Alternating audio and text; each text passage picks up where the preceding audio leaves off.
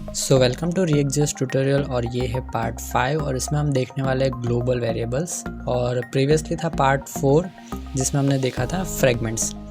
तो चलिए बढ़ते हैं कोडिंग की तरफ। तो ग्लोबल वेरिएबल्स यूज़ करने से पहले हमें समझना है कि एग्जैक्टली इसका मीनिंग क्या है। तो बेसिकली सिचुएशन कभी ऐसी क्रिएट होती है कि जहाँ पे हमारे पास अगर मल्टीपल कंपोनेंट्स अवेलेबल है और कोई ऐसी इन्फॉर्मेशन की जो हम सारे कंपोनेंट में ही यूज़ करना चाहते हैं, तो तब हम ग्लोबल वेरिएबल्स का यूज़ कर सकते हैं। जैसे कि हर बार हम क्या करते हैं कि अगर हमें एक कंपोनेंट से दूसरे कंपोनेंट में कुछ वैल्यूज़ को यूज़ करना है तो हम प्रॉप्स को पास करते हैं।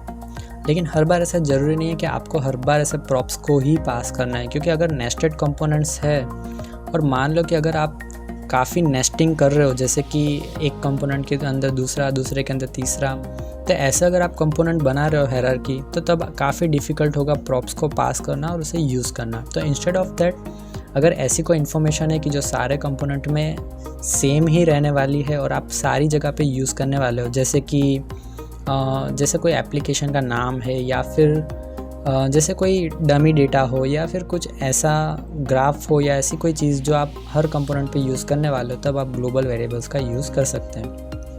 तो सबसे पहले देखते हैं कि ग्लोबल वेरिएबल्स का हम यूज़ कैसे कर सकते हैं।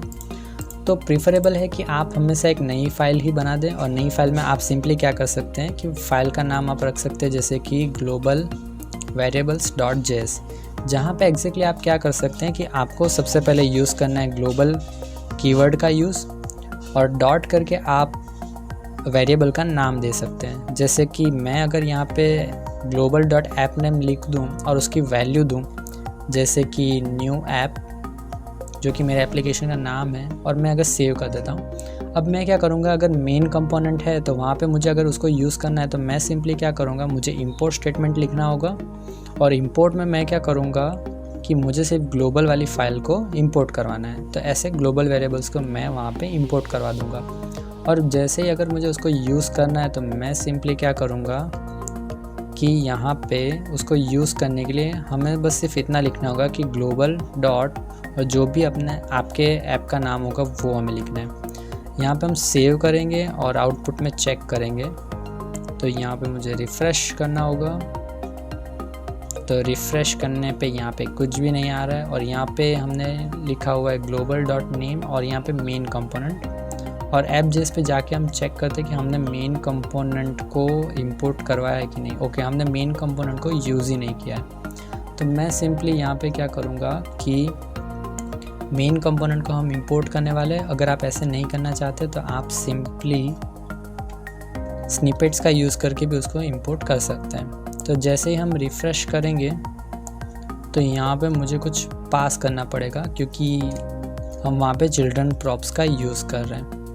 तो जैसे ही मैं यहाँ पे चिल्ड्रन प्रॉप्स को पास करूँगा, मैं सिंपली बस एक हेलो वर्ल्ड को पास कर रहा हूँ, और रिफ़्रेश करने पे यहाँ पे हेलो वर्ल्ड आ रहा है, और हमें साथ में ऐप का नेम भी चाहिए। तो यहाँ पे हमने लिखा है global.appName। तो वहाँ पे हमें क्या करना है, कुछ चेंजेस करना पड़ेंगे। तो यहाँ पे हम क्या करेंगे, global.new ऐप लिखा है मैंने, यहाँ पे मुझे लिखना पड़ेगा ऐप नेम। तो जैसे ही मैं सेव करूँगा तो यहाँ पे मुझे दिख रहा है न्यू ऐप। तो आपको सिंपली क्या करना है कि ग्लोबल वेरिएबल्स का यूज़ करने के लिए ग्लोबल और फिर वेरिएबल का नाम और इक्वल टू करके उसकी वैल्यू पास करनी है, और जहाँ पे भी आप उसको यूज़ करना चाहते हैं वहाँ पे आपको क्या करना है, ग्लोबल और जो भी आपके वेरिएबल का नाम हो वो आपको यूज़ करना है। और इसी तरह से अगर जहाँ पे भी आपको यूज़ करना हो ग्लोबल वेरिएबल्स का, आप सिंपली क्या कर सकते हैं कि जैसे कि मैंने इंपोर्ट कर दिया, और यहाँ पे सेम प्रोसीजर, जहाँ पे आपको क्या करना है, कंपोनेंट में ग्लोबल वेरिएबल्स को इंपोर्ट करना है। और मैं यहाँ पे अभी मैंने हेलो वर्ल्ड लिखा हुआ है, मैं यूएल को रिमूव कर दे रहा हूँ, और ये मैंने यूएल हटा दिया, और ये जो कंपोनेंट 1 है उसकी भी मुझे ज़रूरत नहीं है, तो मैं उसे रिमूव कर दे रहा हूँ। और यहाँ पे मैं क्या करूँगा कि फिर से यहाँ पे मैं ग्लोबल वेरिएबल्स को प्रिंट कराने वाला हूँ। तो मैंने सिंपली लिखा है global variable dot app name. यहाँ पे सेव करने से रिफ़्रेश होगा, और अब यहाँ पे क्या हो रहा है कि यहाँ पे भी न्यू ऐप आ रहा है और नीचे भी न्यू ऐप आ रहा है। मतलब दो कंपोनेंट में मैंने ग्लोबल वेरिएबल का यूज़ किया है। तो मतलब कि वो जो वैल्यू है वो दो कंपोनेंट के बीच में शेयर हो रही है, और यहाँ पे हमने प्रॉप्स का यूज़ नहीं किया है। अब हम क्या करने वाले, अगर मैं ग्लोबल वेरिएबल में कुछ चेंजेस करता हूँ, जैसे कि ऐप नेम है न्यू ऐप, तो मैं यहाँ पे अगर ऐसे 1 लिख दूँ तो यहाँ पे जब रिफ़्रेश होगा तो वो दोनों कंपोनेंट में वो रिफ़्रेश होने वाला है। तो ये काफ़ी सिंपल एग्जांपल था कि कैसे आप स्मॉल अमाउंट ऑफ इंफॉर्मेशन को मल्टीपल कंपोनेंट में ईजिली शेयर कर सकते हैं instead of passing the props.